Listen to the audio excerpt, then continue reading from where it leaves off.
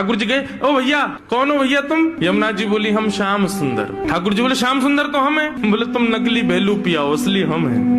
बोले ऐसे कैसे, तुम पे वंशी बजानी आवे? देखो मैं वंशी बजा के दिखाऊं। ठाकुर जी ने वंशी बजाई, उससे बढ़िया यमुना जी ने बजा दी। बोले मेरे पास काली कमली तुम्हारे पास है? यमुना जी ने अपनी काली कमली दिखा दी। सब प्रकार से ठाकुर जी अपनी वस्तु दिखावें और यमुना जी उसको प्रस्तुत करें। बोले अब कैसे सिद्ध हो कि असली श्याम सुंदर कौन है? यमुना जी बोली मैं एक टेर बजाऊंगो, यदि मेरी टेर सुन के राधा रानी बगल में आके खड़ी है गई तो समझो वही असली श्याम सुंदर, जाके बगल में किशोरी जी आके खड़ी हूँ। अब ठाकुर जी बोले हम तो मान करके बैठे, हमारे बगल में तो आएंगी नहीं, वो इन्हीं के बगल में आएंगी। जैसे ही टेर बजाई श्री जी आने लगी, ठाकुर जी दौड़ करके गए श्री जी के चरणों में। आप मैं असली श्याम सुंदर मेरे बगल में, मैं कभी मान नहीं करूंगा, आज के बाद आप मेरे बगल में बैठ जाओ, एक बार सिद्ध कर दो। श्री जी बोली कौन कौन कहां से आ जाते हैं नकली नकली लोग, असली श्याम सुंदर तो वो है। श्री जी गई और श्री यमुना जी के बगल में जाके खड़ी हो गई। अब तो सब गोपियां उन्हीं के चंवर डुरावे, उन्हीं पे इत्र छिड़कावे, उन्हीं पे गुलाब जल अर्पित करें, सिंहासन पे उन्हीं को बैठावे, उन्हीं को भोग लगावे और दूर करे श्याम सुंदर रो में। बोले मैं हूँ असली श्याम सुंदर, जे कहां से नकली आ गए हो? जैसे ही श्याम सुंदर